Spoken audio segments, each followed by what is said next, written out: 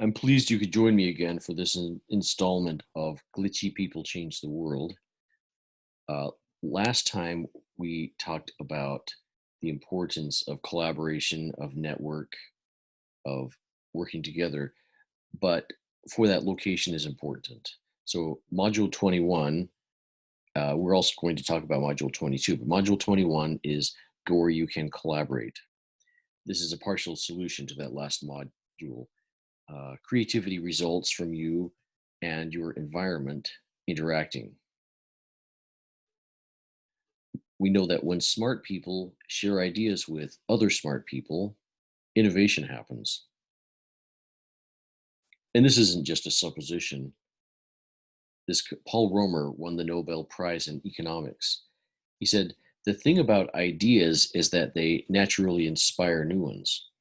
This is why places that facilitate idea sharing tend to become more productive and innovative than those that don't. Because when ideas are shared, the possibilities do not add up, they multiply."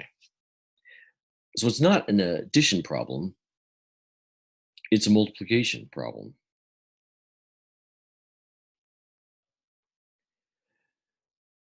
Knowledge clustering is now a significant body of research. But for shared knowledge to multiply, we need our ideas to hook up. That's why population centers produce so much innovation.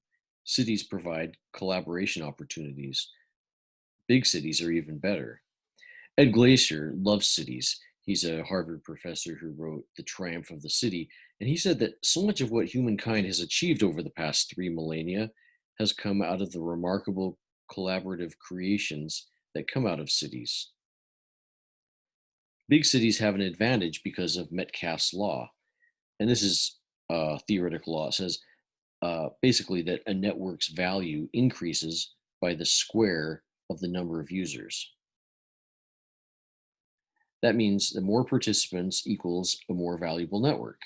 For example, the value of your cell phone is zero if it is the only cell phone in the world.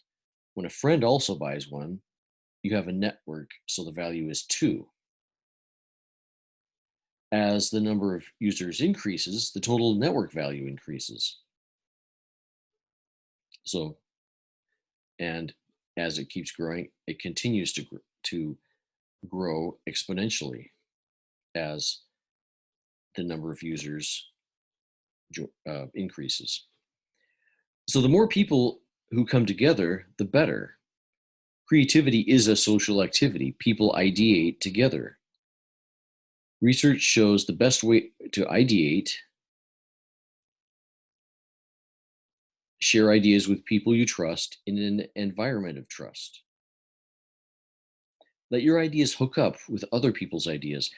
Sir Matthew Ridley says that when people's ideas come together, those ideas have sex. Our ideas combine and recombine until more great ideas have multiplied. Here's an example. Route 66, it's a highway which basically follows the Mississippi River. For 2 years, I drove along Route 61 every month. As I drove, I could feel the power of the music. I made a playlist of music from the regions along the route. So we're up at the top, the headwaters, you have a musical tradition: Prince, Bob Dylan, the Andrews Sisters, and goes all the way down to New Orleans jazz. But along the way, you've got Chicago jazz, you've got the St. Louis music tradition, you got Memphis, which we've spoken about before, Clarksdale, Mississippi, Delta jazz, the blues. This corridor from Minneapolis to New Orleans has some powerful music producing regions. The route has absorbed and converged uh, West African, Celtic, Mountain, Continental European, and other music traditions. For creativity, geography matters. The more smart people that come together, the better. That's why Silicon Valley innovates so much. Smart people combine their ideas with other smart people's ideas. So you really should live in a large city. But what if you live in the countryside? Cities are ideal if you live in a city, but maybe you're stuck in the country. You have to live there. Maybe you have no one to share ideas with while you're there. What can you do? If so, you'll need to compensate for solitude. You must establish a virtual gathering. You need to connect with the world virtually. You can start your own virtual village. Through social media, with those people in your virtual village, discuss new possibilities, but don't discuss politics. It doesn't benefit anybody. So, in this virtual gathering, through doing this, maybe place is not as important as it was during the last 3,000 years. Huma Cloud is uh, an advertising genius and writes a blog that you should follow. But he said that the big city is an anachronism.